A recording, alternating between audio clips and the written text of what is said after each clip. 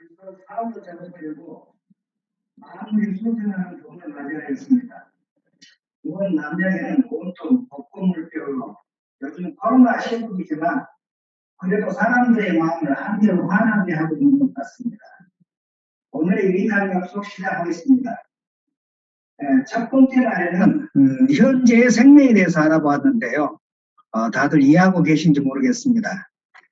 예수님의 십자가 사건 이후에 어떤 새로운 세상이 만들어지고 그 새로운 세상으로 사람들을 초청하고 계시는데 이 현재의 생명이 해결되지 않고서는 영생으로 갈 수 없다는 이야기를 했었습니다. 지난주에는 사망과 생명에 대한 이야기를 했었는데요. 피해 작용에 의해서 생명 현상이 일어난다. 그래서 육체의 생명은 피에 있다는 사실은 성경을 통해서 알아졌습니다.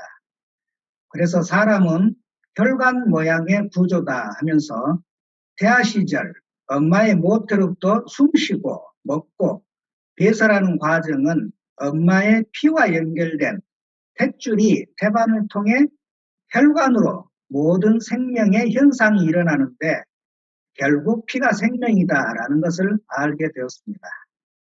그리고 영생에 관해서는 예수님의 십자가의 피가 물리적인 피로 해석해서는 안 된다는 것으로 제사에 쓰이는 동물의 피를 단에 뿌릴 때 그 피는 그 동물이 희생이 된 상태에서 효력이 있다는 것으로 동물의 피를 뽑아서 제사 드리는 것이 아니라 죽음을 통해서만이 가능하다는 것을 확실하게 이야기되었죠.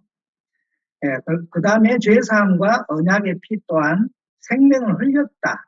그 다음에 보였다.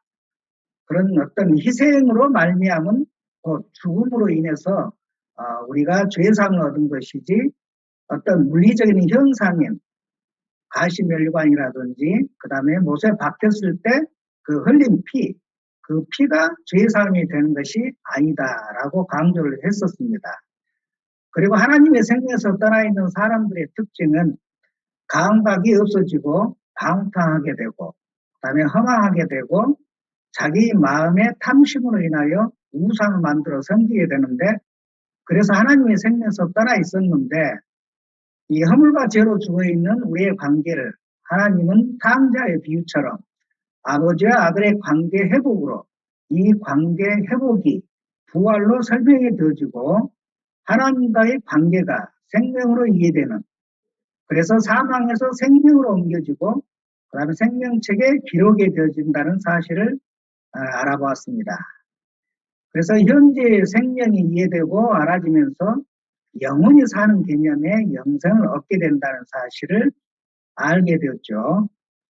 그러나 우리가 언젠가는 죽음이 오는데 이런 문제를 해결하지 못하면 영원한 불못에 들어가야 되는데 하나님과의 관계가 아들로 회복되고 아들이면 후사를 잇는 상속자가 되는 과정을 지난 시간에 듣고 이해했습니다.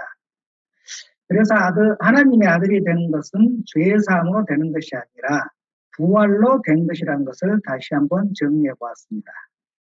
오늘도 이 박사님 나와 계신데요.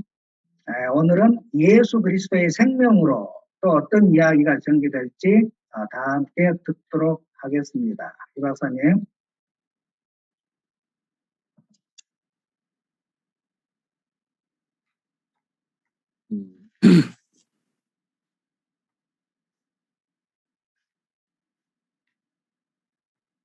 이번에 좀 4번에 걸쳐서 설명하고자 하는 초점이라고 해야 될까요?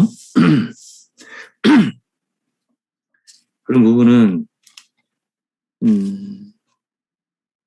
좀 생명에 대한 내용을 좀 우리가 좀 이해하는 게 필요하겠다 해서 이제 설명드리는 거고요.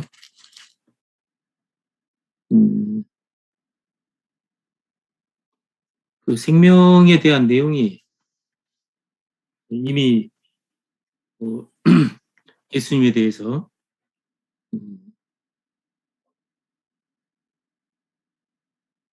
흔히 하는 말로 이제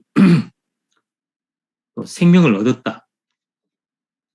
그런 분들뿐만이 아니라 뭔가 성경에 대해서 잘 모르시거나 아니면 처음 들으신 분들 입장에서 한번 좀 생각해 보는 게 필요하겠다 해서 이제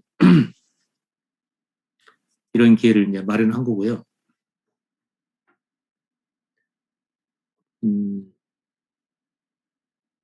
좀 처음 시간부터 좀 생각을 해보면,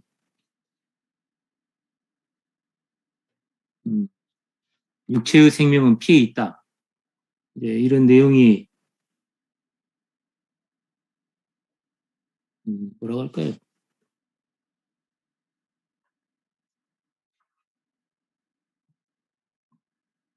좀 성경을 알든 모르든, 어,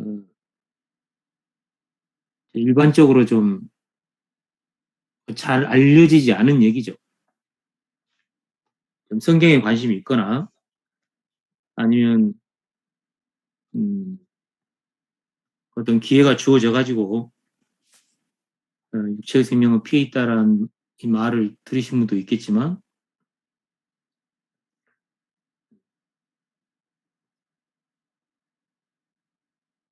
소위 저처럼 의사로서 인체를 좀 보는 관점이라고 하는 지금 현대의학에서 명확하게 생명이 뭔지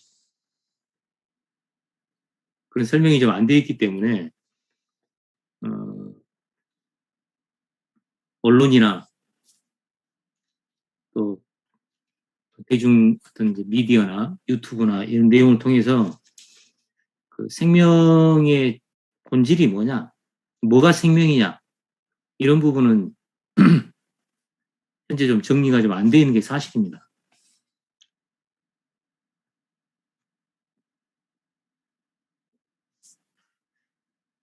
그래서 그런 내용을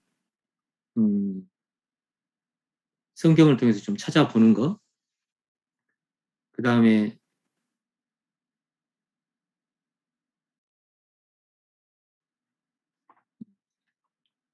저는 의사니까 의사 입장에서 이제 바라보는 관점, 이거에 대해 어, 좀 환기를 해본다고 할까요? 좀 정리해 볼 필요가 있겠다. 그런 내용을 말씀드린 거고요.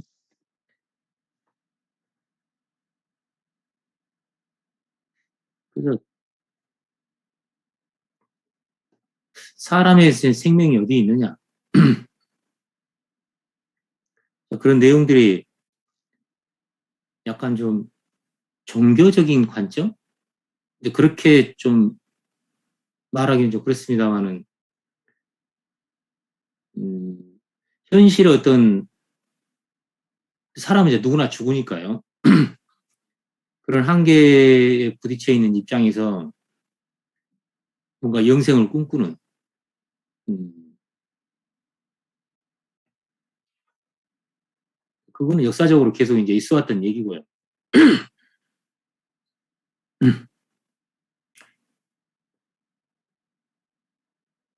그리고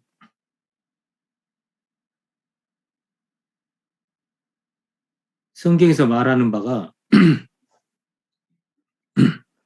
영생에 대한 내용들이 굉장히 많이 나오기 때문에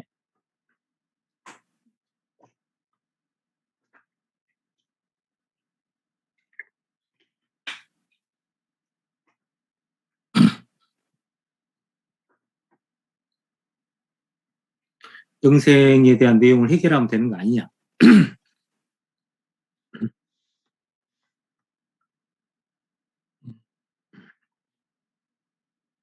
이제 성경을 보는 분들이 이제 대부분 갖고 있는 입장이죠. 왜냐하면은 예수님이 이제 직접 하신 얘기인데요. 너희가 이 성경에서 영생을 얻는 줄 알고 이 성경을 상고하거니와 이 성경이 곧 내게 대하여서 증거한 거다. 이 성경이 그 예수님에 대한 얘기고, 그 다음에 목적이 이제 영생을 얻는 거게, 영생을 얻는 것이 이 성경의 목적이다. 이렇게 밝히고 있기 때문에 영생이라는 문제를 이제 해결하면 된다. 그래서 생명이 뭔지는 잘 모르겠지만 영생이라고 하면 뭔가 우리가 죽지 않고 영원히 사는 것, 이렇게 생각하기 때문에 어쨌든 그 영생을 얻으면 모든 게 다 해결되는 거 아니냐 라는 게 그 성경을 보시는 분들의 대부분의 이제 입장일 거고, 또 성경에서는 그런 내용이 강조되어 있기 때문에 이제 그러면 된다, 이렇게 이제 생각할 수 있을 것 같습니다.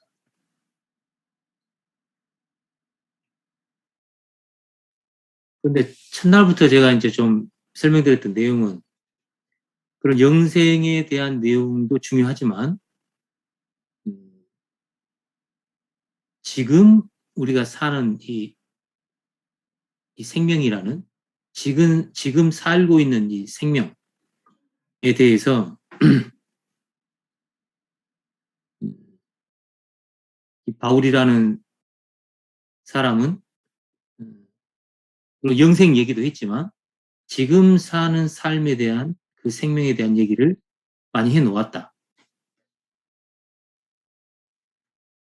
그래서 그 생명에 대해서 어떻게 이해할 거냐, 이제 그 부분인데, 그 추상적인 어떤 그런 생명 개념으로 하다 보면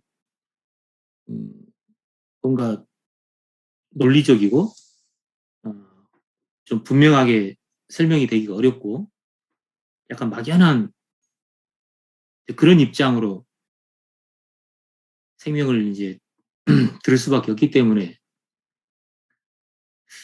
성경에 그러면 이 생명에 대해서 구체적으로 좀 흔히 하는 말로 보이게 그렇게 설명되는 생명이 있지 않느냐 이겁니다.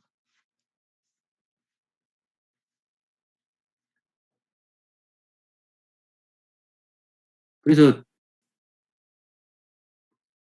인체라는, 육체라는 이 생명, 그 생명이 바로 피에 있다라는 그런 내용으로 이제 설명이 되어져야 설명이 좀 구체적으로 된다는 점 하나 하고, 현대의학에서도 좀 지금 명확하게 설명하지 못하는 그런 생명에 대한 부분이 피로서 설명이 된다. 그런 내용도 좀 설명을 드렸고요. 그래서 육체의 생명이 피에 있다는 말이 막연한 말이 아니라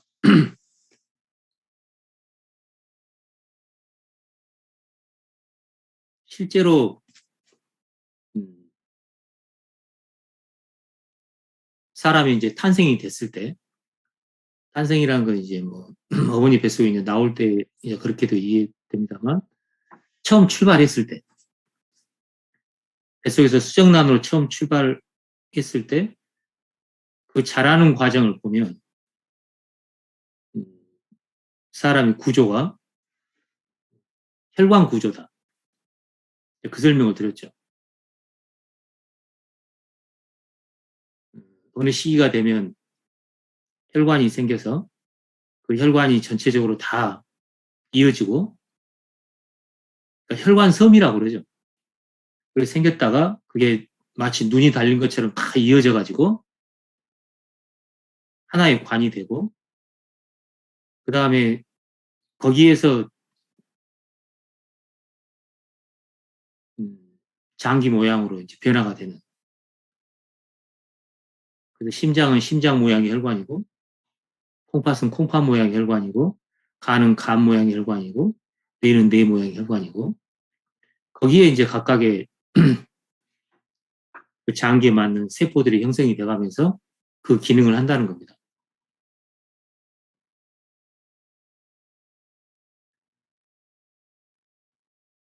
그리고 각각의 장기가 기능을 하기 전에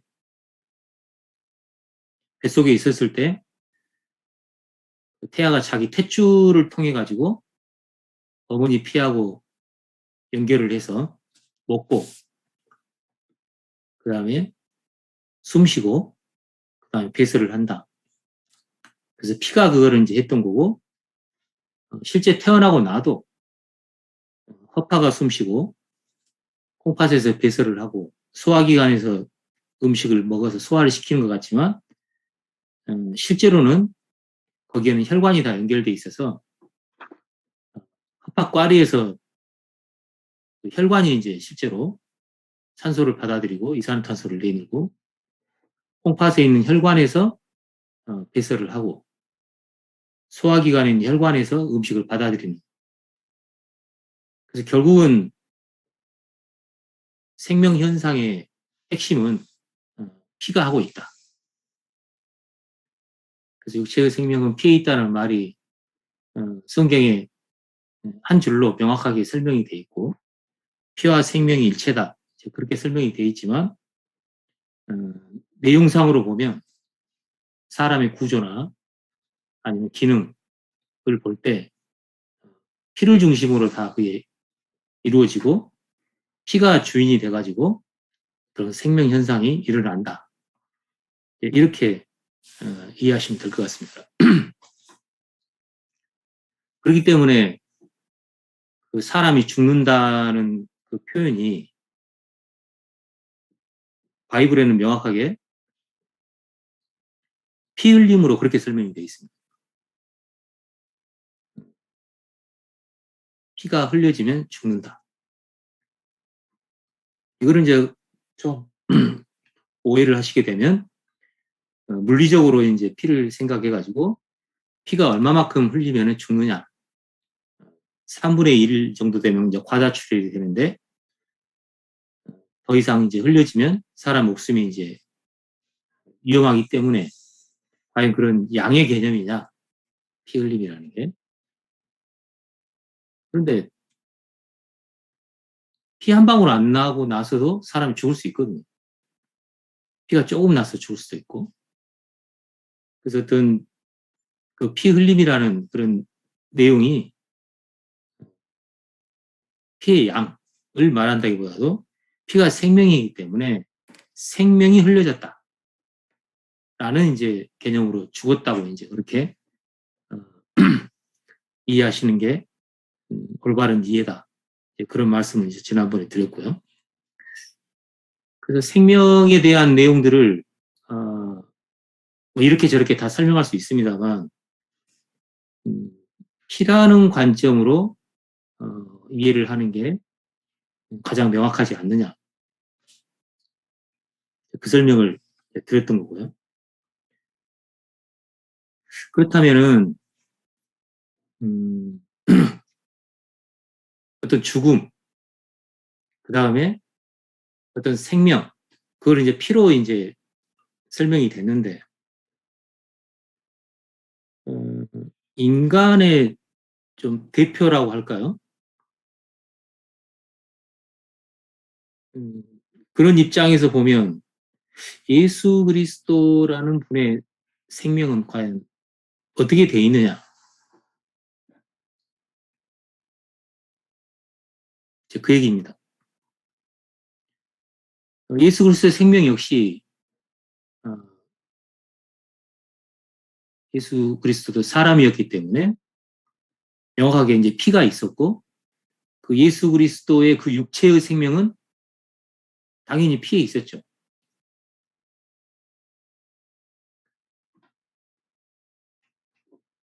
그런데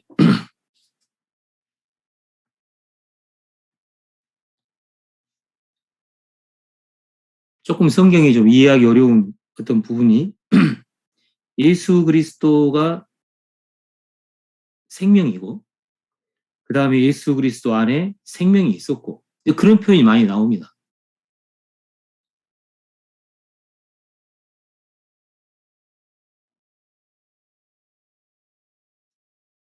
그 다음에 그 생명을 통해서 우리가 생명을 얻었다. 그런 표현도 나오고. 그러면 그 예수 그리스도 안에 있던 그 생명이 육체의 생명은 피에 있다는 그 생명하고 같은 거냐 다른 거냐, 약간 그런 문제들이 현실적으로 이제 좀 의문스러운 부분이고, 그 부분에 대한 좀 명쾌한 설명이 좀 안 되다 보니까 좀 혼돈이 생기는 거 아니냐. 네. 그런 부분과, 그 다음에 그런 게 좀 명확해져야 생명에 대한, 그 다음에 성경에서 말하는 영생이나 그런 생명 개념에 좀 명확하게 되는 거 아닌가. 그런 얘기입니다. 예를 들자면, 요한복음 6장에 나온 얘기인데요.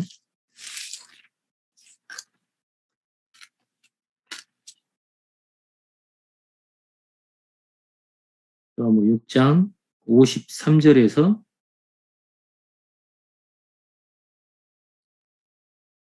56절까지 한번 읽어주시죠. 요한복음 6장 53절. 예수께서 이르시되 내가 진실로 진실로 너희에게 이르노니 인자의 살을 먹지 아니하고 인자의 피를 마시지 아니하면 너희 속에 생명이 없느니라. 내 살을 먹고 내 피를 마시는 자는 영생을 가졌고 마지막 날에 내가 그를 다시 살리리니 내 살은 참된 양식이요 내 피는 참된 음료로다. 내 살을 먹고 내 피를 마시는 자는 내 안에 거하고 나도 그의 안에 거하나니 살아계신 아버지께서 나를 보내심에 내가 아버지로 말미암아 사는 것 같이 나를 먹는 그 사람도 나로 말미암아 살리라. 네, 거기까지요. 참 이 말을 보면은 어려운 얘기입니다. 피를 마셔야 된다. 그럼 예수님이 본인의 피는 참된 음료다. 그래서 피를 마시면 영생을 가진다. 그러면은 육체의 생명은 피에 있기 때문에 예수님 피에 영생이 있어서 그 피를 마시면 영생을 얻는다는 얘기처럼 그렇게 오해될 수 있는 그런 내용입니다.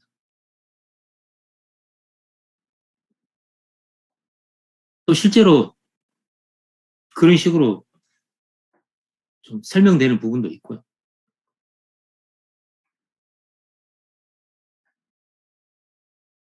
그게 과연 그럴까 하는 이제 그런 의문이에요. 흔히 생각하기에는 사람의 피하고 예수님 피는 같은 사람이긴 하지만 다를 거다. 왜냐하면 예수님은 사람이기도 하지만 성경에 나와 있는 것처럼 하나님이시기 때문에 그 하나님의 피는 뭔가 물리적으로 뭔가 다를 것 같고, 그래서 그 피에 대한 뭐랄까 가치, 어떻게 사람하고 같겠냐. 그렇게 말하면은 뭐 그런 입장에서는 이제 그렇게 다루는 게 분명히 있을 거다라고 이제 생각할 수 있는데,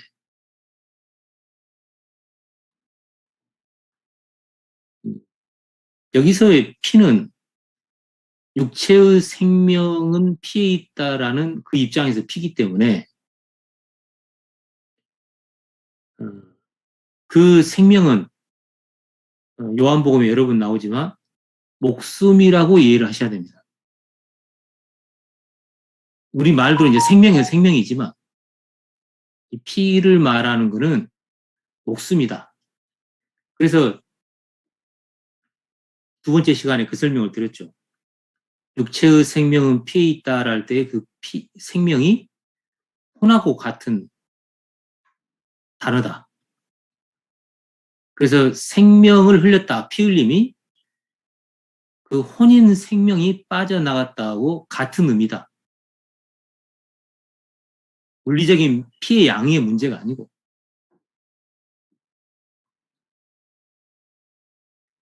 그래서 예수님 피를 마시면 영생을 얻는다는 그 얘기가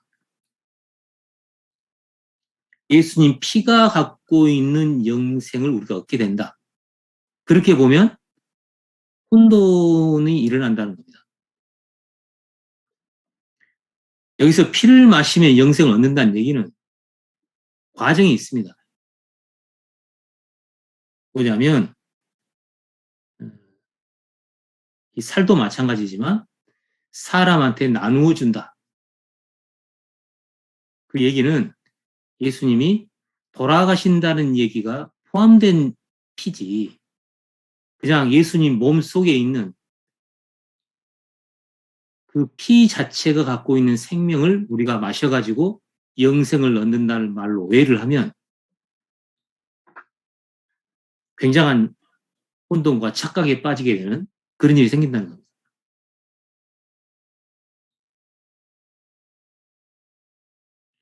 그래서 지난번에 십자가를 이제 설명을 드렸죠. 많은 분들이 십자가의 피, 예수님의 피죠. 라고 하면 가시관을 써서 나오는 피, 그 다음에 못에서 나오는 피, 그 피를 생각하기 쉽습니다. 그런데 그런 구절이 없다는 걸 말씀을 드렸고 돌아가신 후에 창으로 찔렀을 때 피와 물이 나왔다라는 구절 외에는 돌아가시기 전에 대한 피에 대한 언급이 없다라는 겁니다.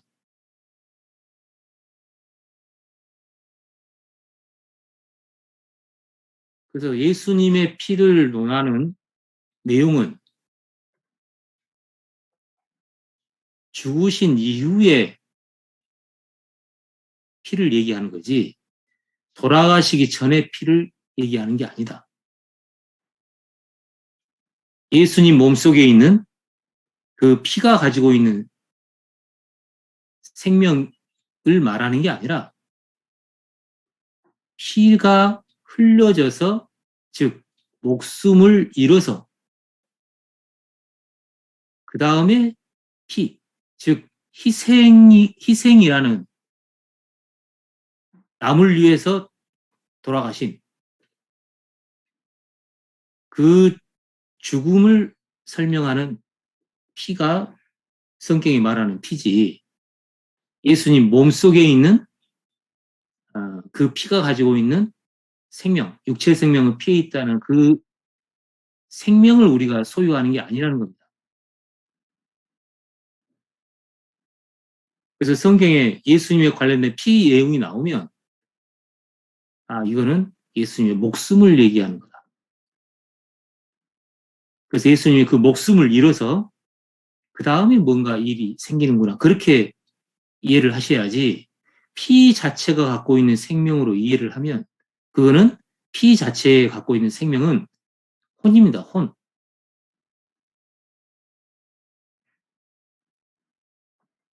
그래서 여기서 피를 마셨다고 해서 예수님의 혼을 우리가 소유한다거나 그런 개념이 아니라는 겁니다.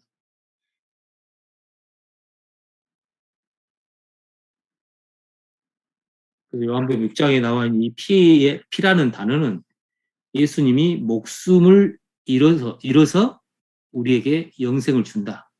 그래서 우리가 그 피를 마신다는 얘기는 예수님의 그 몸속에 있는 그 피를 우리가 직접 마신다 그 뜻이 아니고 예수님이 돌아가신 그거를 우리가 믿는 거다. 라고 설명된 게 요한복음 6장의 설명입니다.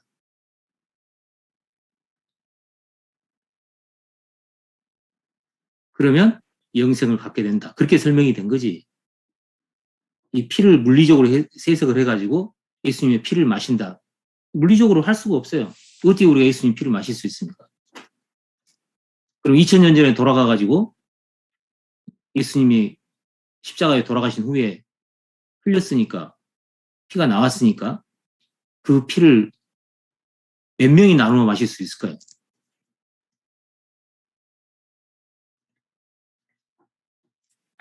그래서 구약에 짐승을 잡아가지고, 짐승을 죽여가지고 나온 피를 뿌렸거든요. 바르기도 하고. 그건 다 죽음을 통과한 피였다는 거예요. 그래서 예수님 피도 죽음을 통과하는 그 피, 즉 생명을 잃어서, 목숨을 잃어서 그 다음에 나온 그 피에 대한 설명이지, 이게 살아있는 그 예수님의 그 피를 설명하는 게 아니다. 그래서 그 목숨을 말하는 그 생명하고 똑같이 이제 생명의 의미지만 그 다음에 말하는 예수님의 생명하고 그 다음 우리가 얻게 된 영생하고는 좀 구분할 필요가 있다. 그 설명을 이제 드리는 겁니다.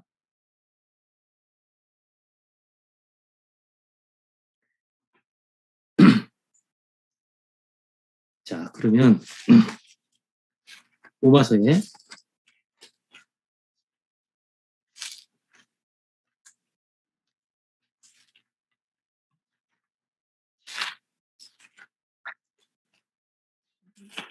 3장입니다.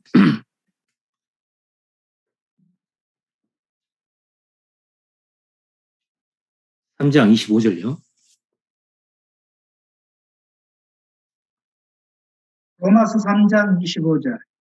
이 예수를 하나님이 그의 피로써 믿음으로 말미암는 화목제물로 세우셨으니 이는 하나님께서 길이 참으시는 중에 전에 지은 죄를 간과하심으로 자기의 의로우심을 나타내려 하심이니. 예.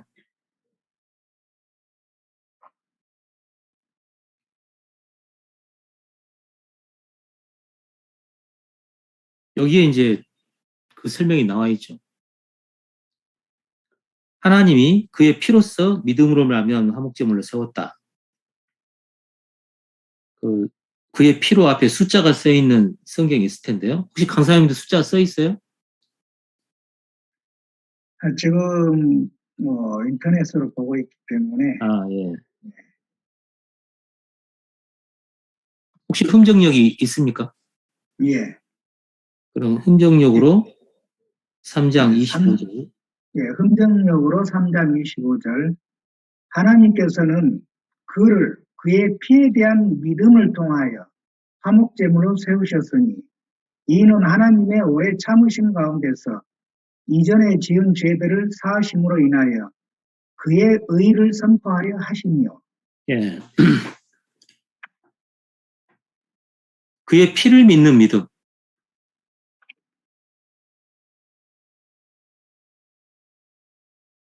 그러면 그의 피는 예수님 피인데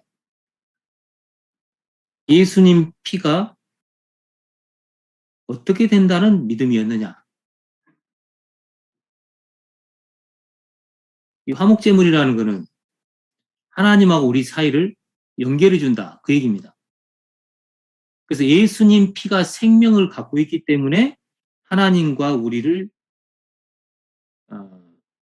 생명이 끊어져 있는데 이어준다. 그렇게 보시면 안 되고요. 그의 피를 믿는 믿음은 예수님이 목숨을 잃어가지고 하나님하고 우리 사이에 관계를 이어준다. 희생의 의미를 말하는 피지, 이 피가 예수님 육체 안에, 육체 생명은 피이기 때문에 예수님의 피가 갖고 있는 생명, 그거는 예수님도 사람으로서 그 피가 소변을 누게 하고 음식을 먹게 하고 숨을 쉬게 하고 그런 기능을 갖고 있는 겁니다.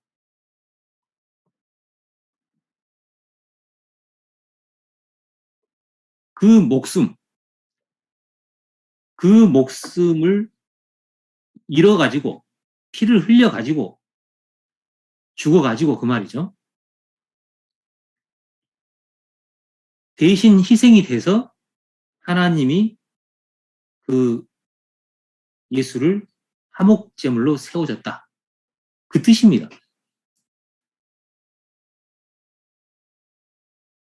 육체의 생명은 피에 있다를 많이 이제 들으시거나 이해하신 분들이 그 피에 대한 생명에 대한 얘기를 하나님하고 나하고의 관계를 이어주는 그 생명하고 같은 뜻으로 이해를 하면은 곤란해진다는 겁니다. 그렇게 돼버리면 예수님이 안 돌아가셔도 예수님의 피로 하나님하고 우리 사이를 화목시켜주는 그렇게 이해가 돼버려요. 이 피가 죽음을 동반하지 않으면 희생의 개념이 없어져 버리면 예수님 안에 있는 예수님의 육체로 오셨기 때문에 그 예수님의 육체의 생명이 피에 있다. 그래서 그 피가 하나님과 우리 사이를 이어준다. 이렇게 해석이 돼버린다고요.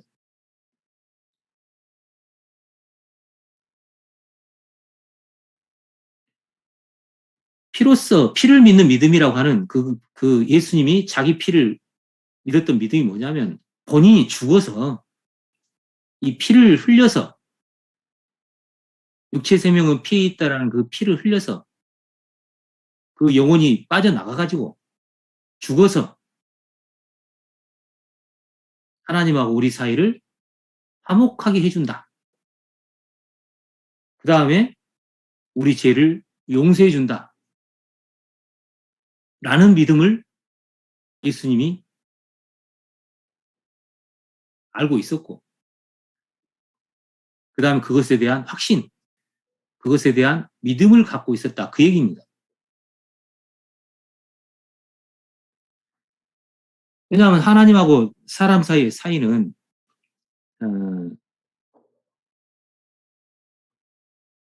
유대인이 아닌 이방인 입장에서는 뭐 방법이 없었죠. 근데 유대인들은 어렴풋 하나마 그 내용을 알고 있었어요. 왜냐하면은 성막이나 성전이 있었고 거기서 하나님한테 제사 드리는 습관이 있었는데 거기에 죄를 어떻게 처리하느냐. 그 다음에 하나님하고 관계가 죄 때문에 멀어진 이 관계를 어떻게 회복시킬 거냐. 그런 제사 방식이 있었어요.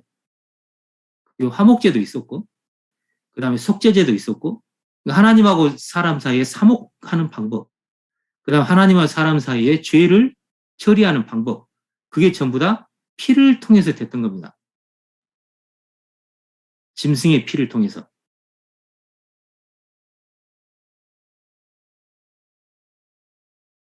그러면 그 짐승의 피가 그 짐승의 생명이 피에 있기 때문에 그 짐승의 피의 생명의 힘으로 화목하게 되고 했느냐? 그게 아니죠. 대신 죽어서 다 잡아가지고 죽여서 그 희생을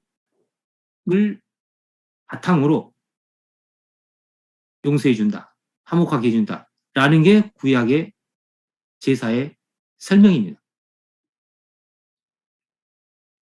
그래서 흔히 하는 말로 이제 희생양이라는 희생제물. 그래서 죄에 대한 얘기는 염소하고 송아지를 어떤 기준에 맞는 염소와 송아지를 선택해서 1년에 한 번씩 그 제사장하고 그다음 이스라엘 민족 전체의 죄를 용서받는 그런 일이 있었죠. 그 다음에 하나님하고 화목하게 하는 화목제도 별도로 드렸고. 근데 예수 그리스도가 어떤 믿음을 갖고 있었느냐? 인류의 모든 사람들의 죄를 본인의 피로, 그 얘기는 본인이 죽어서 용서해 준다. 용서해 줄 수 있다. 그 다음에 하나님하고 사람 사이를 화목하게 해줄 수 있다. 라는 자기 피에 대한 확신이 있었던 겁니다. 그래서 하나님이 예수님을 보내셨던 거고. 그래서 예수님이 돌아가셔서 하나님하고 사람 사이를 화목시켜주는, 그 다음에 죄를 용서해주는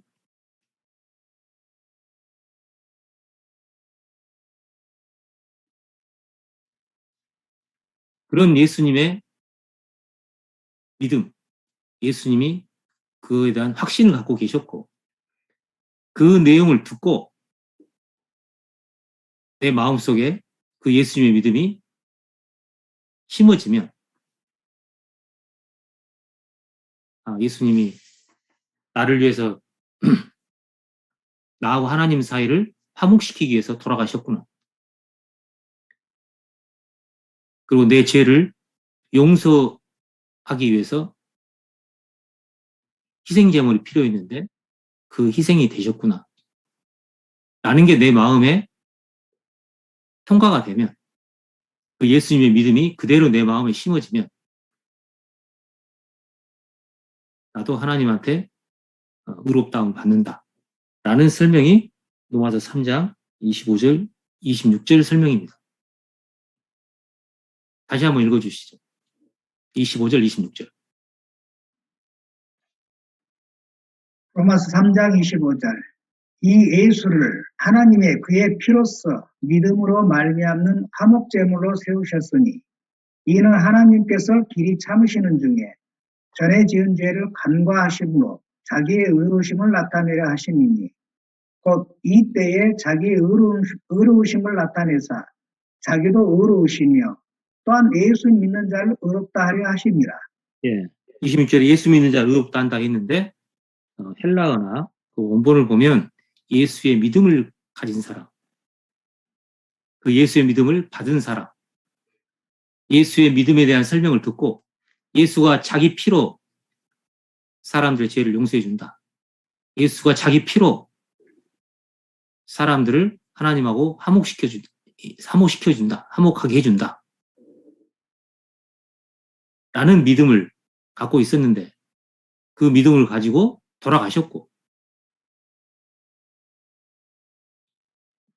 그 예수가 자기 피에 대한 어떤 그런 믿음, 확신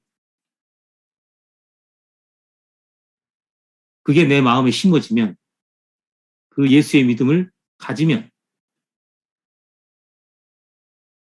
하나님이 본인도 그 정당한 의로운 방법을 행사하셨고 그 다음에 그 예수의 믿음을 가지면 우리도 의롭게 되는. 그래서 예수의 믿음으로 하나님이 옳다 하는 하나님의 옳은 방법이 나타났고 하나님의 의의가 나타났고 우리도 그 예수의 믿음을 받아서 의롭게 되는. 그게 그 중요한 피로 설명이 됐다는 겁니다.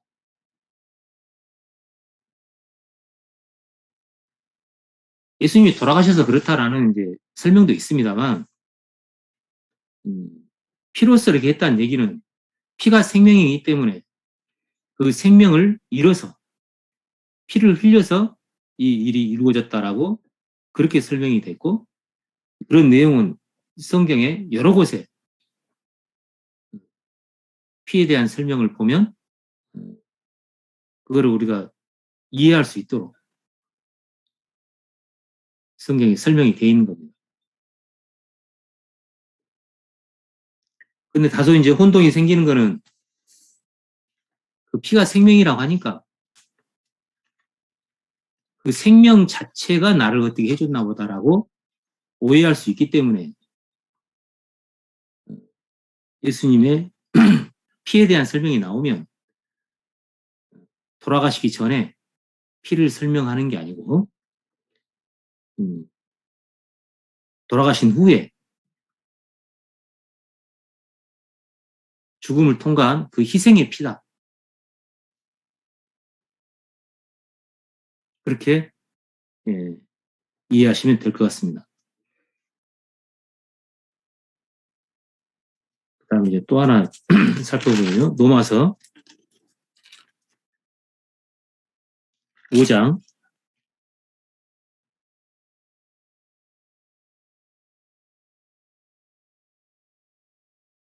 9절 10절입니다. 로마서 5장 9절. 그러면 이제 우리가 그의 피로 말미암아 의롭다 하심을 받았으니 더욱 그로 말미암아 진노하심에서 구원을 받을 것이니 곧 우리가 원수 되었을 때에 그의 아들의 죽으심으로 말미암아 하나님과 화목하게 되었은즉 화목하게 된 자로서는 더욱 그의 살아나심으로 말미암아 구원을 받을 것이니라. 예. 여기도 이제 피 얘기가 나오죠. 그러면 9절입니다. 이제 우리가 그의 피로 말미암아 의롭다 하심을 받았다. 이거는 방금 설명드린 내용이죠. 예수님의 피로 말미암아 의롭다함을 받았다는 얘기는 육체의 생명은 피에 있다라는 그 피에 있는 생명으로 우리가 의롭다함을 받았다. 그 뜻이 아니고 그 생명이 희생돼가지고 피를 흘려가지고 죽어서 우리가 의롭다함을 받았다. 그래서 예수님의 그 피에 대한 믿음은 내가 피를 흘려서 내가 죽으면 사람을 화목시켜주고 그 다음에 죄사함을 해준다. 그래서 그게 하나님의 옳은 방법이고 하나님의 의이고 그 다음에 그 예수의 그 확신, 그 예수의 믿음을 우리가 가지면 우리도 의롭게 된다. 그 과정에 대한 설명을 생략하고 결론만 말한 거죠. 이제 우리가 그의 피로 말미암아 의롭다 하심을 받았다. 그러면 더욱 그로 말미암아 진노하시면서 구원을 받을 것이다. 10절에는 이제 그게 반복된 내용이죠. 우리가 원수 되었을 때 하나님과 원수가 됐는데 그의 아들의 죽으심으로 말미암아 하나님과 화목하게 되었은즉 그 얘기는 예수님의 피로 화목하게 됐다. 그 얘기죠. 그래서 성경에 피에 대한 설명이 나오면 이게 예수님의 피, 십자가의 피 그게 나오면 희생의 피를 얘기하는 거구나. 돌아가시기 전에 피를 설명한 게 아니라 돌아가신 후에 피, 십자가의 피 그러면 가시관에 나온 피나 옷자국에 나온 피가 아니라 돌아가신 후에 피와 물이 나왔다는 그 피를 얘기한 거구나. 그렇게 이해하시면 됩니다.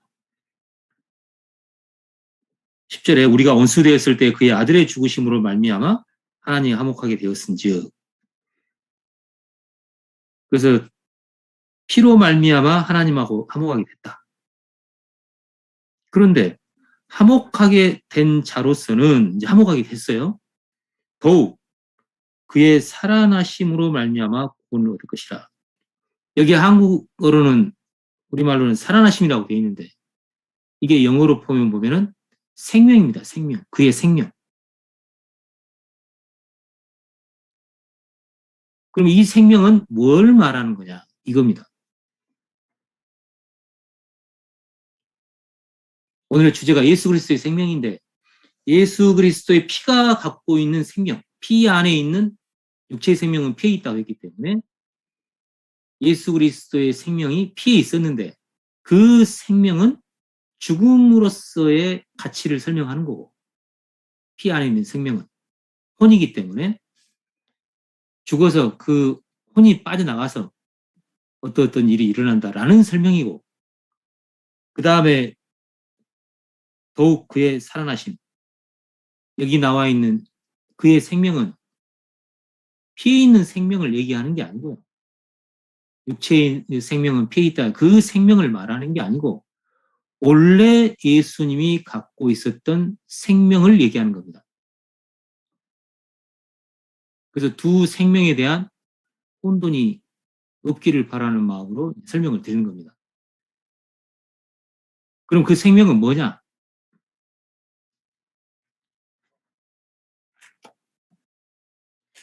요한일서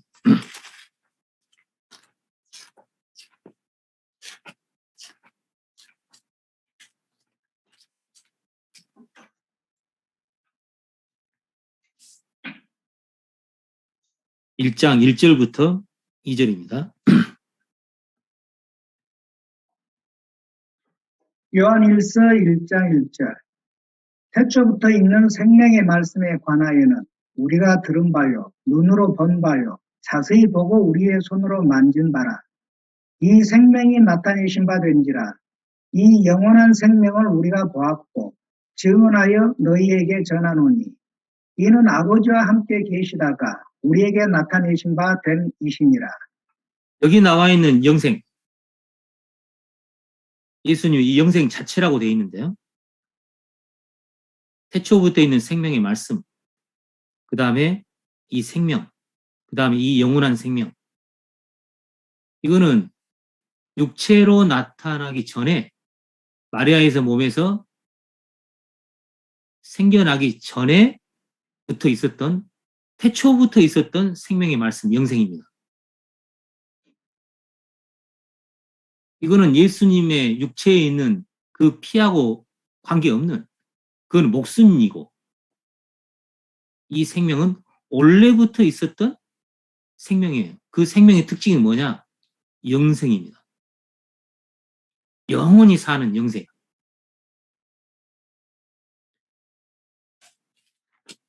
그래서 요한일서의 마지막에는 어떻게 설명을 했느냐? 요한일서 5장 20절요.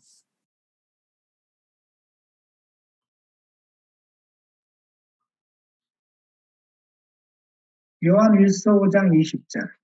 또 아는 것은 하나님의 아들이 이르러 우리에게 지각을 주사 우리로 참된 자를 알게 하신 것과 또한 우리가 참된 자 곧 그의 아들 예수 그리스도 안에 있는 것이니 그는 참 하나님이시요 영생이시라. 예. 예수 그리스도 자체가 영생이라는 거예요. 예수 그리스도는 마리아에서 몸에서 태어난 이후의 이름이죠. 근데 그분이 마리아의 몸에서 태어나기 전부터 원래 존재하던 분이고, 그분을 어떻게 설명했느냐? 요한일서 1장 로 다시 돌아가면요. 태초부터 있는 생명의 말씀에 관하여는 우리가 들은 바요, 눈으로 본 바요, 자세히 보고 우리 손으로 만진 바라. 이 생명이 나타나신 바 된지라. 이 영원한 생명을 우리가 보았고 증언하여 너에게 전하노니 이는 아버지와 함께 계시다가 우리에게 나타내신 바 된 이시니라. 아버지 하나님하고 원래 같이 있었는데 그분이 영생이라는 거예요. 그 다음에 말씀이고 그분이 나타난 게 예수 그리스도다. 그렇기 때문에 예수 그리스도 자체가 영생이다. 그 다음에 참 하나님이다. 라고 요한일서의 결론입니다. 요한복음에도 이런 비슷한 표현이 나옵니다만, 그래서 여기에 나와 있는 영생은 예수님의 피가 갖고 있는 그 생명하고는 좀 성격이 다르죠. 그러니까 영생이라는 그 생명의 범주에 그 목숨이 들어있을 수는 있지만 그 예수님의 피에 있는 그 생명은 목숨을 말하는 겁니다. 그래서 예수님의 피에 있는 그 생명은 육체로 나타나가지고 돌아가시기 위해서 갖게 된 생명이에요. 목숨.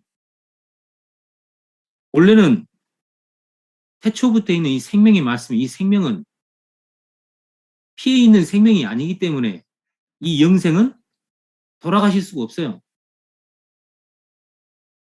그래서 이 영생을 우리에게 주기 위해서 육체를 입고 오셔가지고 피를 가지고 나타나가지고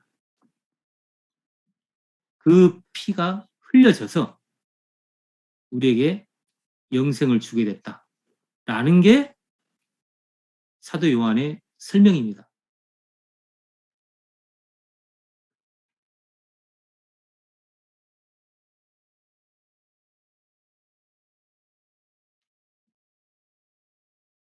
그래서 그 영생의 그 생명하고 우리 피 속에 있는 그 목숨을 말하는 생명하고 같은 생명이라고 우리가 이해는 되지만 좀 개념이 다르다. 그래서 예수 그리스도의 피에 있는 그 생명은 목숨을 말하는 거고, 그래서 그 목숨을 우리를 위해서 잃으셔가지고 우리에게 당신이 갖고 있는 그 영생을 주신 거다.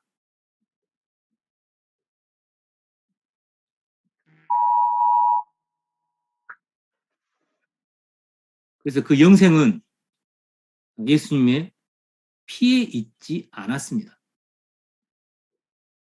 예수님의 피에는 목숨이 있었던 거죠. 그 두 개 좀 구분이 되십니까?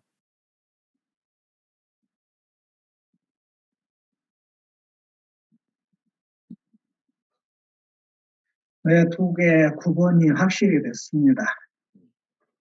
그래서 원래 예수 그리스도로 나타나기 전에 있었던 그 영생이 예수 그리스도로 나타났다. 그래서 그 영생을 주시기 위해서 피를 가지고 나타났고 그 피 속에 있는 생명, 그 목숨을 잃어서 우리에게 영생을 주게 됐다. 그 얘기가 성경의 핵심적인 내용입니다. 그러면 요한복음 6장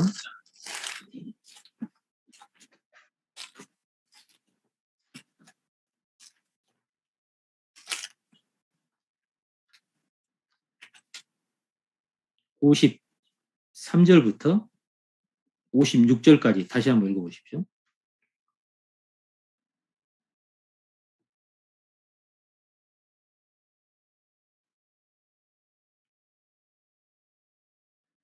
요한복음 6장 53절 예수께서 이르시되 내가 진실로 진실로 너에게 이르노니 인자의 살을 먹지 아니하고 인자의 피를 마시지 아니하면 너희 속에 생명이 없느니라. 내 살을 먹고 내 피를 마시는 자는 영생을 가졌고 마지막 날에 내가 그를 다시 살리리니 내 살은 참된 양식이요 내 피는 참된 음료로다. 내 살을 먹고 내 피를 마시는 자는 내 안에 거하고 나도 그의 안에 거하나니. 예. 그래서 여기에 피를 마신다. 이 얘기는 예수님이 우리가 예수님 피를 마시게 되는 건 살아계실 때 그렇게 되는 게 아니라 죽으시고 나서 피가 나왔는데 그렇다고 그 피를 마신다가 아니라 그 예수님을 믿는다는 뜻이죠. 그러니까 예수님의 피가 갖고 있는 그 죽음, 그거를 우리가 믿으면, 그 피를 마신다는 얘기가 그 피를 믿으면, 그래서 요한복음 6장에는 먹는다, 마신다가 믿는다고 똑같이 설명되어 있습니다.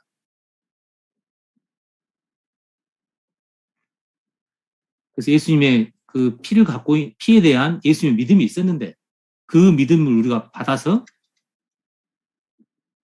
예수님의 피에 대한 믿음이 내 마음에 오면 그 피를 믿으면 우리도 예수님이 그 피에 대한 믿음을 갖고 있었는데 우리도 그 피에 대한 믿음을 소유하게 되면 영생을 갖게 된다. 그 말인 겁니다. 근데 여기 있는 유대인들은 그걸 실제로 음식을 먹는 것처럼 이해했기 때문에 도대체 이 말을 이해할 수 없었습니다. 이 당시에. 그리고 현재도 이 생명의 두 개가 잘 구분이 안 되기 때문에 피를 마시면 영생을 얻는단 말에 무슨 말일까? 아, 피 속에 생명이기 때문에 그 생명을 우리가 소유하나 보다. 그래서 예수님 피에는 영생이 있어가지고 그 영생을 갖나 보다. 이렇게 오해하시는 분들이 상당히 많고 또 그렇게 이해하자니 너무 힘들어서 그래서 알쏭달쏭한 그런 내용으로 지금 남아있는 게 현실입니다.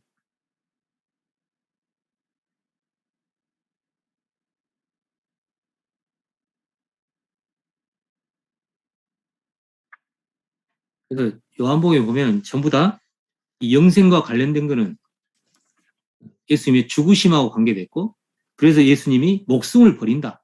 요한복음에 설명되어 있는 그 목숨은 다 피 속에 있는 그 생명을 말하는 걸로 그렇게 이해하시면 요한복음 보시기에 좀 이해가 쉬울 겁니다. 하나만 더 살펴보고요. 요한복음 3장 14절부터 16절요.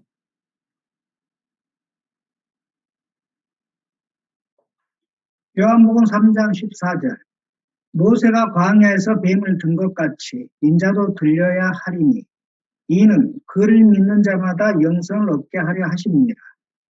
하나님이 세상을 이처럼 사랑하사 독생자를 주셨으니 이는 그를 믿는 자마다 멸망하지 않고 영생을 얻게 하려 하십니다. 얘기도 그 얘기죠.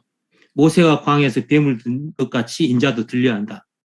들린다는 말이 십자가에 못 박힌다는 얘기잖아요. 이는 그를 믿는 자마다 영생을 얻게 하려 하십니다. 죽으셔야 그 다음에 믿으면 영생을 얻는 겁니다. 그 피 흘린 그 피를 믿으면 영생을 얻는다.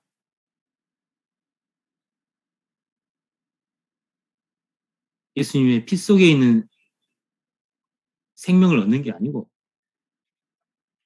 예수님의 피에 있는 그 생명을 잃어서 십자가에 못 박히고 나면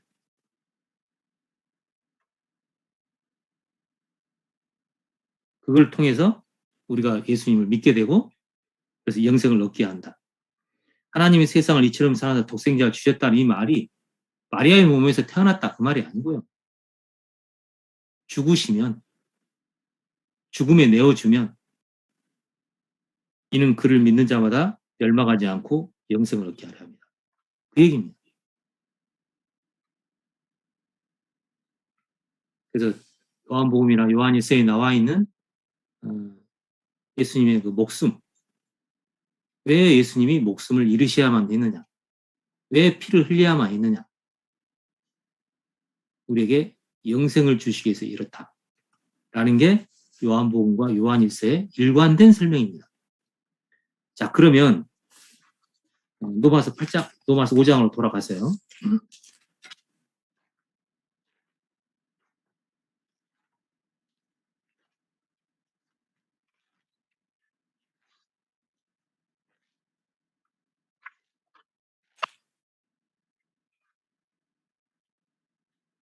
오 장 9절 10절입니다.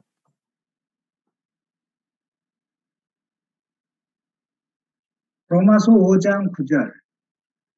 그러면 이제 우리가 그의 피로 말미암아 의롭다 하심을 받았으니 더욱 그로 말미암아 진노하심에서 구원을 받을 것이니 곧 우리가 원수 되었을 때에 그의 아들의 죽으심으로 말미암아 하나님과 화목하게 되었은즉 화목하게 된 자로서는 더욱 그의 살아나심으로 말미암아 구원을 받을 것이니라. 예.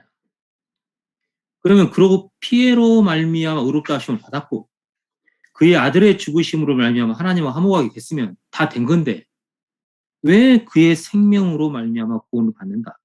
그로 말미암아 진노하심에서 구원을 받는다는 말이 또 있냐 이겁니다.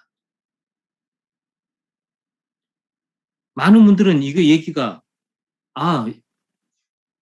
뭐 의롭다 하심을 받고 그다음 화목하게 된 다음에 나중에 영생을 얻으니까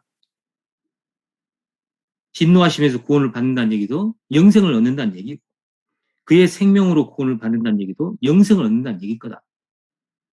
라고 많은 분들이 그렇게 설명을 합니다.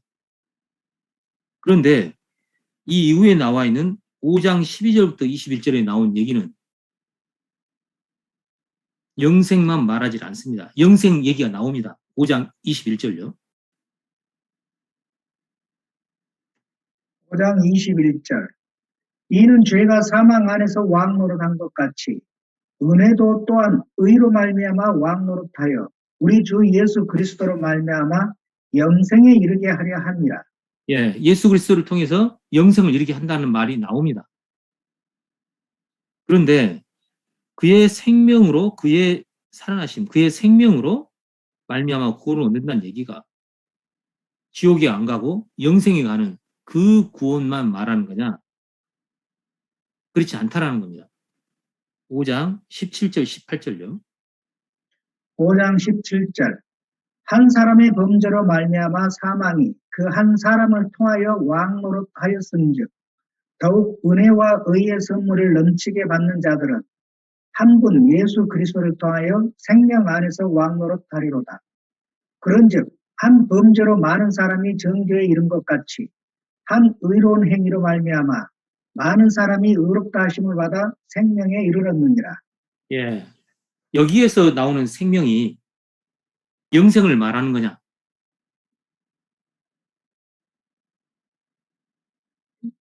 생명 안에서 왕노릇한다. 그 다음에 의롭다 하심마다 생명이 이르렀다. 생명의 의로우심에 이르게 됐다.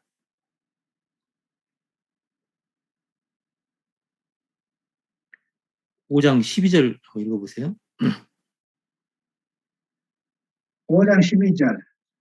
그러므로 한 사람으로 말미암아 죄가 세상에 들어오고 죄로 말미암아 사망이 들어왔나니 이와 같이 모든 사람이 죄를 지었으므로 사망이 모든 사람에게 이르렀느니라. 예. 이 얘기는 좀 알려져 있는 얘기죠. 그래서 아담 때문에 뭐 원죄가 어떻고 뭐 이제 흔히 쓰는 말로 한 사람으로 말미암아 죄가 세상에 들어오고 죄로 말미암아 사망이 왔다. 근데 명확한 것은 이와 같이 모든 사람이 죄를 지었으므로 사망이 모든 사람에 이르렀다. 모든 사람이 죄를 지은 겁니다. 근데 이 사망이 해결하는 게 영생만 사망을 해결하는 걸로 설명하지 않았어요. 뭐냐면 지금 삶에 대한 얘기도 이 사망의 범주에 들어간 겁니다. 여기서 말하는 아담이 선악과를 먹어가지고 사망이 이르렀다는 이 사망은 해결이 영생으로만 해결됐다. 그건 21절에 나옵니다만 중간의 과정을 보면 17절, 18절을 보면 지금 삶에서 생명이라는 게 있다. 그 얘기를 하고 있는 겁니다.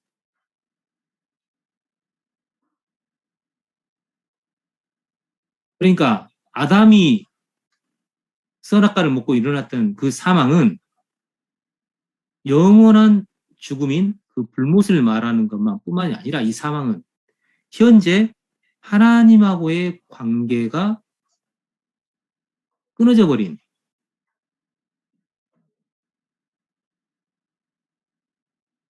그 사망에 대한 얘기도 있다는 겁니다.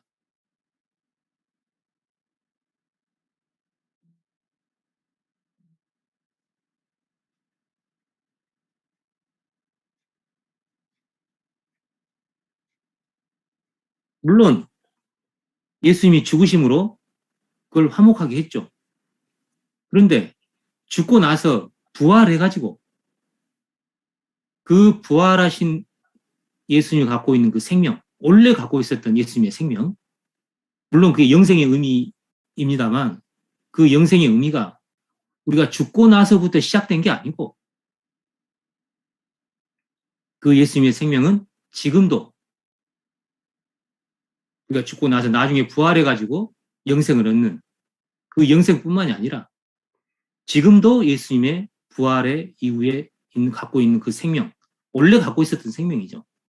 죽으심과 부활을 통과한 그 생명은 지금 작동하고 있다.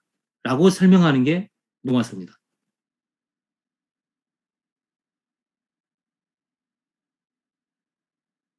그래서 아담이 범죄에서 일어난 그 사망은 나중에 지옥에 가지 않는, 지옥에 가는 그 사망만을 말하는 게 아니라 지금 현재의 상태에서의 그 사망도 말하는 거고 그 사망을 이기는 생명에 대한 은혜도 같이 주어졌다라고 설명하는 게 로마서 5장입니다. 대부분 로마서 5장 12절을 강조하다가 그냥 지옥 얘기로 가버리기 때문에 21절 얘기만 설명이 되는데 12절부터 21절까지 한번 읽어주세요. 로마서 5장 12절. 그러므로 한 사람으로 말미암아 죄가 세상에 들어오고 죄로 말미암아 사망이 들어왔나니 이와 같이 모든 사람이 죄를 지었으므로 사망이 모든 사람에게 이르렀느니라. 죄가 율법이 있기 전에도 세상에 있었으나 율법이 없었을 때에는 죄를 죄로 여기지 아니하였느니라. 그러나 아담으로부터 모세까지 아담의 범죄와 같은 죄를 짓지 아니한 자들까지도 사망이 왕노릇 하였나니 아담은 오실 자의 모형이라. 예. 그러나 그 사망이 왕노릇 했다. 아담처럼 선악과를 안 먹었어도 계속 사망이 왕노릇해서 사망이 지배하는 세상이 돼버렸다. 그래서 모든 사람이 죄를 범하였음에 죄를 지었으므로 사망이 모든 사람에게 이르렀다. 이제 그 얘기입니다. 그 다음요. 그러나 이 은사는 그 범죄와 같지 아니하니 곧 한 사람의 범죄를 인하여 많은 사람이 죽었은즉 더욱 하나님의 은혜와 또한 한 사람 예수 그리스도의 은혜로 말미암은 선물은 많은 사람에게 넘쳤느니라. 또 14절에 아담은 오실자의 모형이라 이렇게 되어 있죠. 그러면 아담하고 오실자 예수 그리스도하고 예표, 모형이기 때문에 비슷한 게 있는데 15절은 그 예수 그리스도를 통해서 주어지는 이 은사는 프리 기프트죠. 값없는 선물, 그냥 거저 얻는 선물인데요. 그 범죄와 같지 아니하니 뭐가 다른 거냐? 한 사람의 범죄로 인하여 많은 사람이 죽었다. 이거는 이제 앞에 설명이 나왔는데요. 더욱 하나님의 은혜와 또한 한 사람 예수 그리스도 은혜로 말미암아 선물은 많은 사람에게 넘쳤다. 이 얘기예요. 그게 뭐냐면은 범죄를 해가지고 죽으면 그냥 뭐 그걸로 그냥 끝이죠. 그냥 많은 사람이 그렇게 죽었는데 하나님의 은혜와 또한 한 사람 예수 그리스도의 은혜로 말미암은 선물, 이 값없이 준 선물은 많은 사람에게 엄청나게 넘쳐났다는 거예요.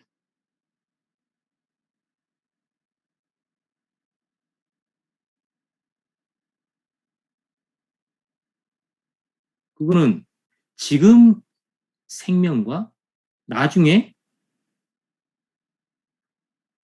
그 일어나는 그 생명, 영생, 거기에 다 작동되는 거다. 그래서 이렇게 나누어서 설명한 겁니다.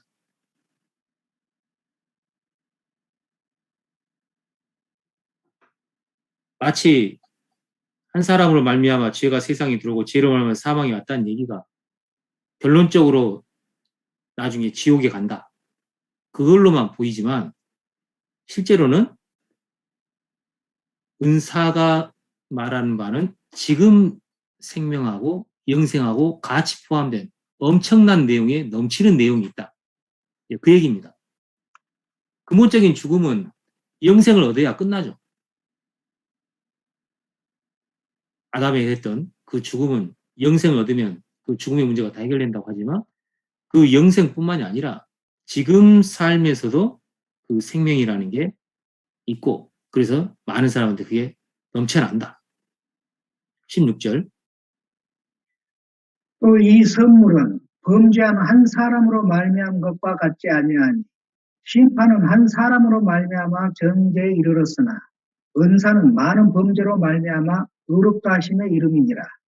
예. 아담의 범죄는 한 사람으로 말미암아 정죄에 이르렀는데 은사는 많은 사람이 범죄한 거에 대해서 그거를 전부 다 의롭게 해준다. 그 말입니다. 그게 다르다는 거예요. 그러니까 아담과 예수님은 비슷하긴 한데 뭐가 다르냐? 은사는 아담의 범죄와 달리 넘쳐나고 또 하나는 범죄는 한 사람으로 인해서 많은 사람이 죽었는데 한 사람으로 정죄에 이르렀는데 은사는 많은 사람의 범죄로 통해 가지고 범죄로 말미암아 의롭다 하심에 이르게 된다. 그래서 많은 사람의 범죄를 해결해 준다. 한 사람의 문제가 아니라 그렇게 설명되어 있어요. 그다음 17절. 한 사람의 범죄로 말미암아 사망이 그 한 사람을 통하여 왕노릇 하였은즉 더욱 은혜와 의의 선물을 넘치게 받는 자들은 한 분 예수 그리스도를 통하여 생명 안에서 왕노릇 하리로다. 네. 그래서 아담의 범죄로 하는 거는 사망이 왕노릇 했는데 사망이 지배를 했는데 선물을 받으면 어떻게 되느냐? 그 선물 받은 사람들이 왕노릇해요. 생명 안에서. 그럼 이 생명이 누구의 생명이냐? 바로 앞에 설명된 예수님이 죽고 부활하신 그 생명, 그 생명 안에서 우리가 왕노릇하게 된다. 우리가 왕이 됐다. 그 생명 안에서. 그 얘기를 한 겁니다. 그 얘기는 더 이상 사망이 작동하지 않는 생명 안에서 왕노릇한다고. 사망이 왕노릇을 했는데 그게 아니라 우리가 생명 안에서 왕노릇한다. 이렇게 돼 있어요. 그 다음 18절. 그런즉 한 범죄로 많은 사람이 정죄에 이른 것 같이 한 의로운 행위로 말미암아 많은 사람이 의롭다 하심을 받아 생명에 이르렀느니라. 예. 그 한 의로운 행위가 예수님이 피를 흘리신 거죠. 죽으신 거죠. 그걸 통해서 많은 사람이 의롭다 하심을 받아 생명에 이르게 됐다. 그래서 18절부터는 15절부터 17절까지는 아담과 예수님의 비교 중에 조금 다르게 설명된 부분을 설명한 거고 18절부터는 결론적으로 어떤 게 예표냐. 한 사람이 범죄해서 많은 사람이 정죄에 이른 것처럼 예수님이 돌아가셔가지고 의로운 행위를 해가지고 많은 사람이 의롭다 하심을 받아 생명에 이르게 됐다. 이거는 우리가 생명을 찾게 됐다라는 의미를 볼 수도 있지만 예수님의 생명, 그의 생명에 우리가 이르게 됐다. 그 얘기죠. 19절. 한 사람이 순종하지 아니함으로 많은 사람이 죄인 된 것 같이 한 사람이 순종하심으로 하심으로 많은 사람이 의인이 되리라. 예. 아담이 순종하지 않아서 많은 사람이 죄 있는 것처럼 한 사람이 십자가에 죽으심으로 피를 흘리심으로 많은 사람이 의인이 됐다. 20절, 21절요. 율법이 들어온 것은 범죄를 더하게 하려 함이라. 그러나 죄가 더한 것에 은혜가 더욱 넘쳤나니 이는 죄가 사망 안에서 왕노릇한 것 같이 은혜도 또한 의로 말미암아 왕노릇하여 우리 주 예수 그리스도로 말미암아 영생에 이르게 하려 함이라. 예. 그래서 죄가 사망 안에서 왕노릇한 것처럼 아까는 이제 사망이 왕노릇했다는 말도 나왔고 죄가 사망에서 왕노릇했다는 말도 나오고 그런데 은혜가 또한 의로 말미암아 왕노릇했다. 또 우리가 생명 안에서 왕노릇했다. 그게 이제 지금 얘기고 그 다음에 예수 그리스도 말미암아 영생에 이르게 한다. 그럼 현재 영생 전에 지금의 생명에 대해서 한 구절로 요약 내지는 그렇게 해봐라. 그러면 갈라디아서 2장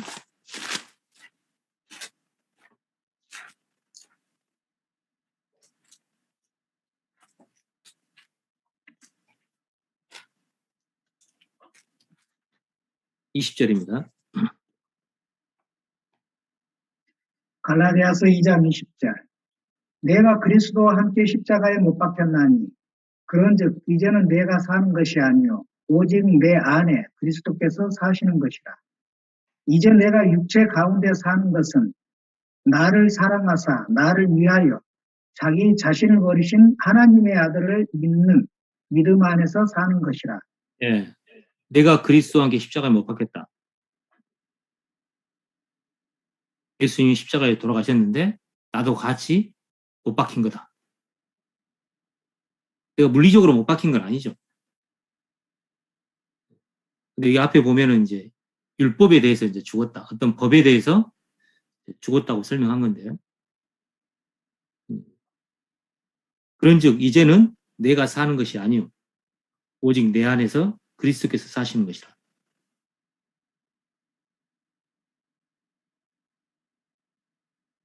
그래서 내 안에 그리스도가 산 거다. 그러면 예수 그리스도가 물리적으로 내 마음에 들어왔느냐? 그 말이 안 되죠. 그래서 그리스도가 산다는 말이 무슨 말이냐? 이제 내가 육체 가운데 사는 것은 내가 이 육체 가운데 살고는 있는데 이제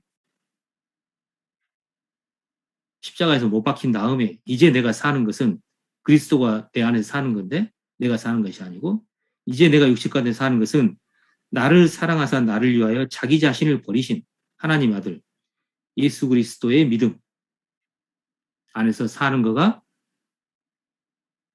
그게 내 안에 그리스도가 사는 거고 그게 예수 그리스도의 생명이 내 안에 있다라는 그런 내용입니다. 그 생명은 예수 그리스도의 피 속에 있는 생명하고 다르죠. 그 생명은 목숨을 잇는 그 피에 대한 설명이고 이거는 예수님이 죽고 나서 부활하셔가지고 그 안에 있는 생명 그게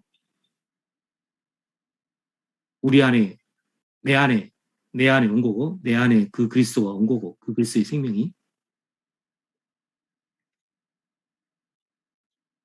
그러면 그 그리스도가 살아가는 그 생명은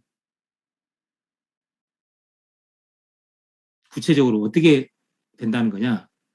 바로 하나님의 아들의 믿음 안에서 사는 것. 그게 예수 그리스도의 생명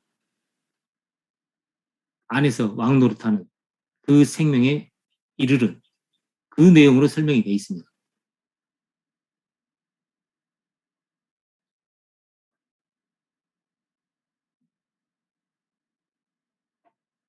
예수 그리스도가 갖고 있던 신념, 그 피를 믿는 그 신념, 하나님 우리하고 화목하게 해주는 그 내용, 그 다음에 우리를 하나님의 자녀로 삼아줬다는 그 내용, 그런 믿음을 가지고 예수 그리스도가 죽었기 때문에 그 믿음을 가지고 있었기 때문에 그 믿음대로 사는 것, 그 믿음을 가지고 사는 것, 그게 내 안에서 그리스도가 사는 거다. 그게 예수 그리스도의 생명에 이르는 거고 그 생명 안에서 왕노릇하는 걸로 그렇게 설명이 된 겁니다. 그렇게 되면 살면서 그냥 내 삶이 아니라 예수 그리스도를 위해서 살면서 당하는 어려움, 환난, 힘든 거 그렇게 돼도 마치 우리가 죽음을 당한 같이 돼도 그 예수의 생명이 나타나서 우리가 하나님을 향해서 살 수 있게 된다라고 설명된 게 바울 서신의 주 흐름입니다. 그리고 성경을 잘 모르신 분들은 예수 그리스도의 지금 두 번째로 설명된 설명에 대한 얘기는 약간 현실감이 없기 때문에 이해가 좀 안 될 수 있습니다만 예수 그리스도의 생명 그러면 피 속에 있는 생명 그 생명은 희생 돌아가시는 그 생명을 말하는 거고 그걸로 인해 가지고 우리가 하나님하고 화목하게 됐고 의롭게 되고 그래서 그의 죽으심으로 화목하게 됐지만 그의 생명으로 우리가 구원을 얻는다는 얘기는 지금 우리가 어디에서 구원을 얻느냐 예수 그리스도를 믿고 나서 사는 삶 속에서 예수 그리스도를 위해서 살면서 당하는 어려움 그 환난 그 죽음과 같은 그거를 벗어날 수 있는 생명을 우리가 소유하게 됐고 그 생명이 나타난다고 그렇게 설명이 되어 있고 그렇게 살다가 우리가 영생에 가게 된다. 그렇게 설명이 된 겁니다. 그래서 오늘 주제가 예수 그리스도의 생명인데 그 예수 그리스도의 그 피 속에 있는 그 생명, 그 생명이 희생이 돼서 우리에게 영생을 줬다. 우리가 영생을 얻게 됐다. 그런 설명만 있는 게 아니라 지금 삶에서도 그 예수의 생명이 나타나게 된다라는 설명이 있기 때문에 그 예수 그리스도의 죽으심으로 우리가 하나님 앞에 의롭다함을 받고 그다음 하나님하고 화목된 것. 그건 예수 그리스도의 생명을 이름으로써 일어난 얘기고 그 다음에 죽고 부활하셔가지고 그 갖고 있는 생명을 통해서 우리가 이 땅에서 사는 동안에 환난을 당하고 어려움을 당하지만 활기차게 그 다음에 담대하게 그 예수 그리스도의 생명으로 우리가 살아갈 수 있고 그게 바로 영생으로 이어지게 된다라는 희망찬 내용이 그 피에 관련된 그 다음에 예수 그리스도의 생명에 관련된 그 복음으로 설명되어 있다. 이 설명을 드리는 겁니다. 오늘 좀 설명이 좀 길었습니다만 혹시 질문이 있거나 아니면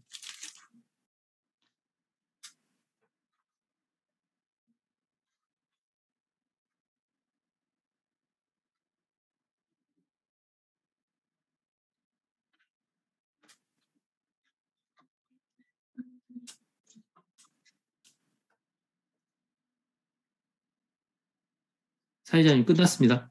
예, 오늘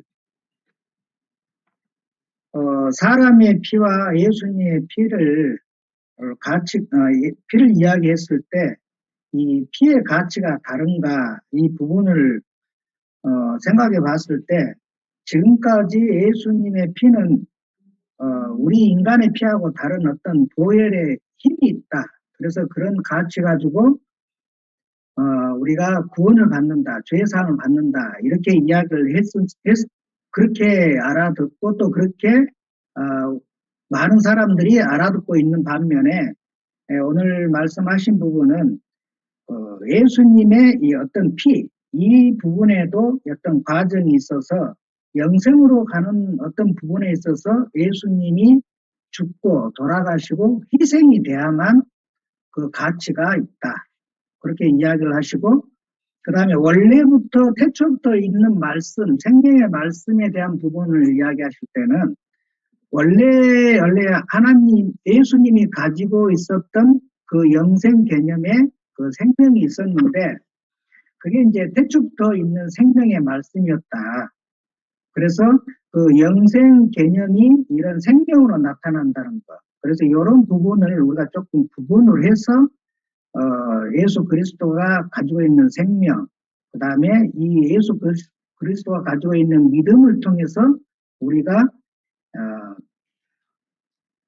그 새 생명을 얻었고, 그 다음에 그동안 우리가 예수님의 보혈만 어떤 그 피가 흘러내렸을 때 그 피로 인한 어떤 그 죄사함 이런 것보다는 예수님이 돌아가시고 난 후에 그 죽음으로 인한 희생, 그 피에 대한 가치가 우리를 의롭게 한다는 것, 이런 부분을 조금 이렇게 구분해서 이렇게 이 이야기를 듣다 보면은 뭔가 좀 쉽게 우리가 구원에 대한 부분에 대해서 좀 더 쉽게 다가오지 않을까 이런 생각이 듭니다. 오늘은 방금 그 보혈을 설명하셨는데 예.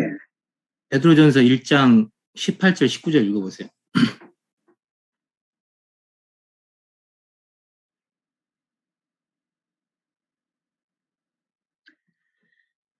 베드로전서 1장 18절 너희가 알거니와 너희 조상이 물려준 헛된 행실에서 대속함을 받은 것은 은이나 금같이 없어질 것으로 된 것이 아니요 오직 흠 없고 점 없는 어린 양 같은 그리스도의 보배로운 피로 된 것이니라. 예. 그래서 그 구속함에 대한 거는 우리가 대속함을 받은 거가 은이나 금같이 없어질 것으로 된 것이 아니고 그리스도의 보배로운 피로 된 것이다. 그래서 그리스도의 피는 영원한 언약을 갖는 엄청난 피다. 그 설명은 있어요. 그걸 또 혼돈하시면 안 되는 게 피가 갖고 있는 생명 개념하고 그 영생 개념이 다르다는 거지. 이 예수님의 피가 어쨌든 육체에 있는 피였기 때문에 그 피가 조금 좀 뭐랄까 급이 낮다든지 아니면 그냥 육체의 그런 개념처럼 그냥 썩어져 없어진다든지 그런 개념은 아니라는 거는 그 유념해 둬야 됩니다. 그러니까 이 보혈이라는 말도 돌아가시기 전에 피가 아니고 어린 양 같은이라고 됐기 때문에 그 희생의 그 피입니다. 보혈이란 말 자체가.